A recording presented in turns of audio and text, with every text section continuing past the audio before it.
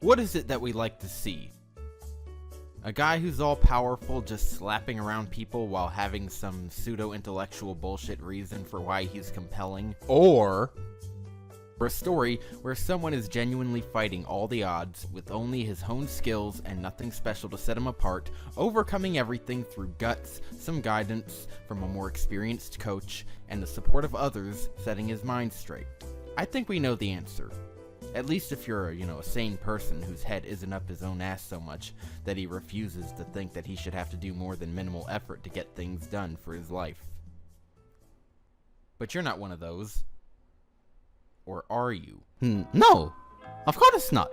Is that your final answer? I don't know. I don't fucking know! Mamma mia!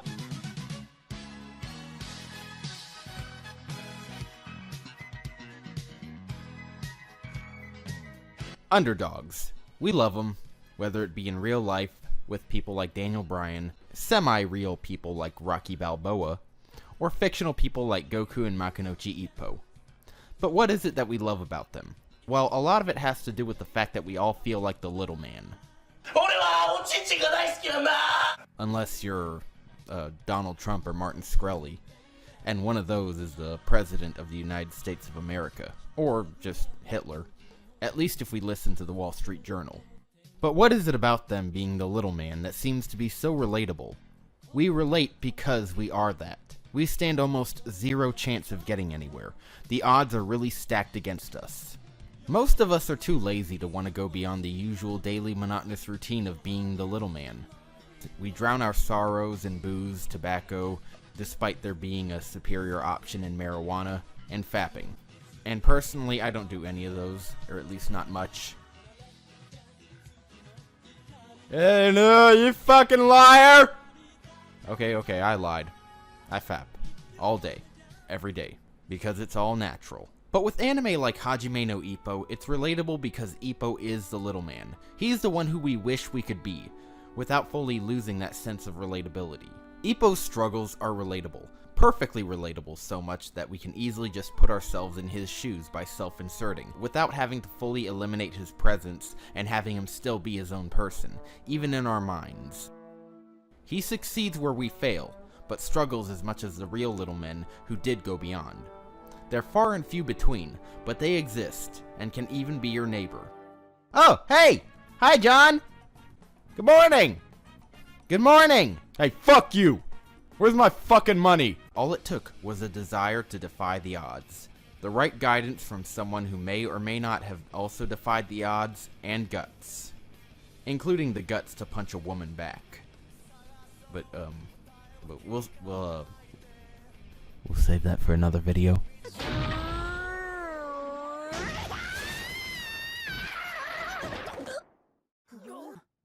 This is the key to the underdog story.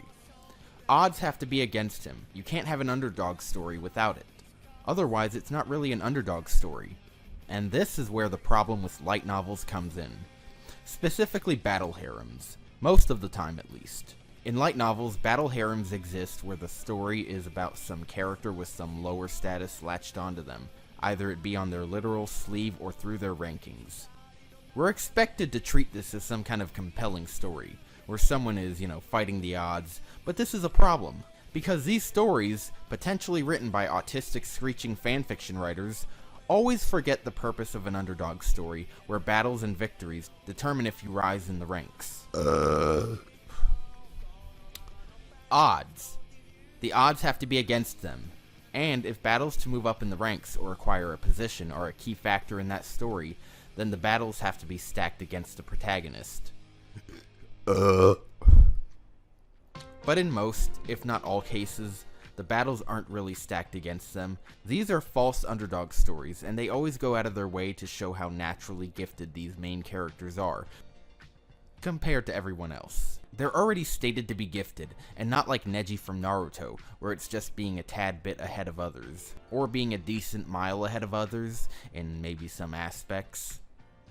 Because let's face it, if Rock Lee, fought Neji in the Chunin exams and took off his weights first, Neji would get his shit handed to him without Lee even having to go 8 gates. These stories always give them a special power, a gift. Take Rakudai Kishi no Cavalry as an example, or Chivalry of a Failed Knight, which already has bad vibes when they, include chivalry in the goddamn title with a shit story like this. In the story of Rakudai Kishi no Cavalry, the protagonist is Iki Kurogane.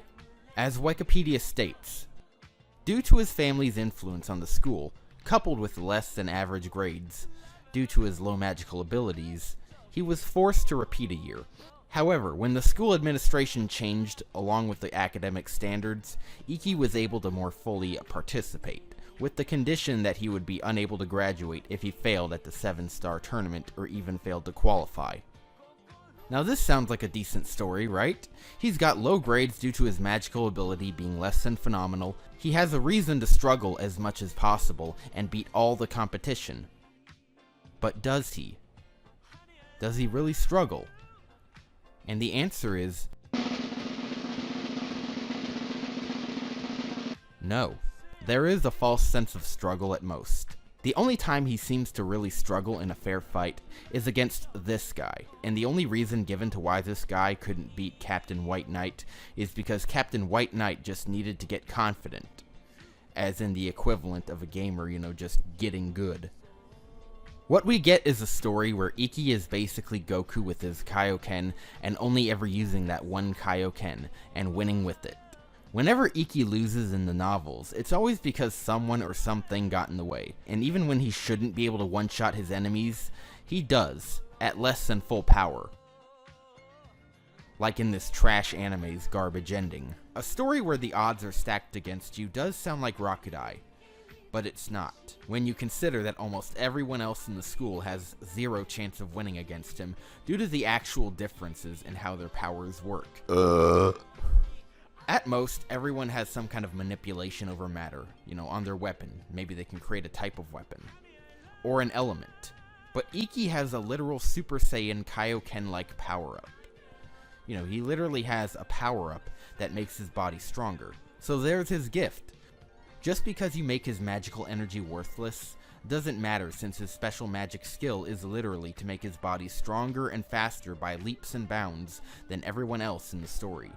To the point that the only one who can beat him in a true fair fight is a walking Deus Ex Machina called Edelweiss, the absolute pinnacle of power in their world. His magic is basically a Kaioken in a world where the limits of the Kaioken have been changed from your body can't handle too much power for too long to your body can't handle the power unless you haven't beaten your opponent already, which in that case, it won't affect you until you win. It's like if Goku never gave up against Hit, was in Kaioken and fighting Hit for 10 straight days of fighting, but only passed out after deactivating it, after winning, which he didn't. In any logical sense, he'd become a full-body version of that scene from Scanners.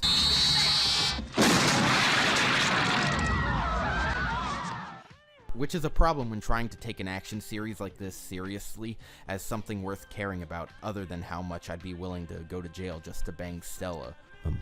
Who's only 15, mind you? Please, officer! No, officer, please! Please, look at her!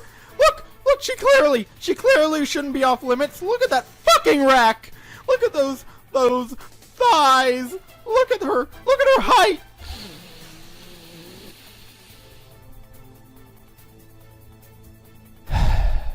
I know.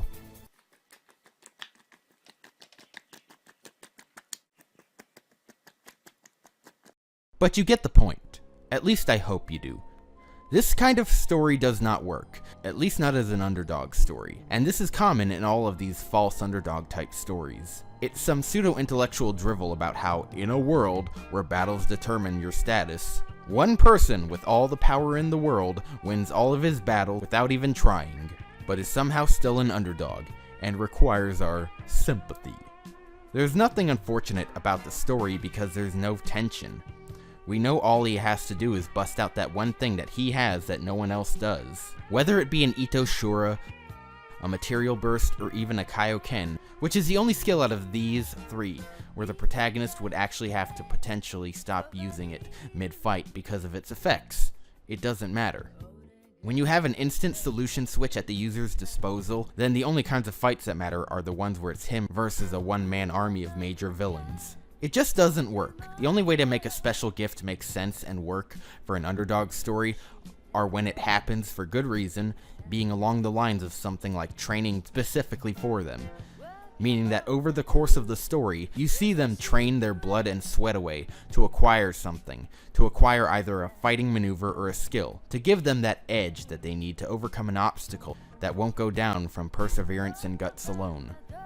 Which is why light novel battle harems just can't be treated in the same realm as anime like Hajime no Ippo, Dragon Ball, Naruto, and even the likes of Pokemon. Because while light novel battle harems, they hand these special gifts over to the MCs on a silver platter, those anime had their characters train over the course of a long story, until they were broken down. And it was this breaking down of their bodies and minds that made them worthy of being the best and having the best. Dragon Ball would be nothing if it just gave Goku Super Saiyan from the Saiyan Saga, or allowed Goku to win all of his fights with the Kaioken.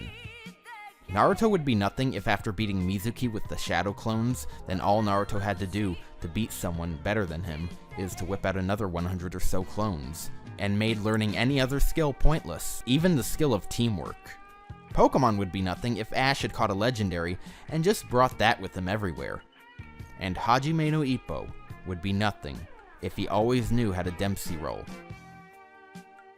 That is why light novel battle harems, specifically the types of underdog stories, suck. And they always will. Hey guys, I found another extremely small channel, and it does anime. Go subscribe, you weeaboo fucks. Yeah. Oh, hell no!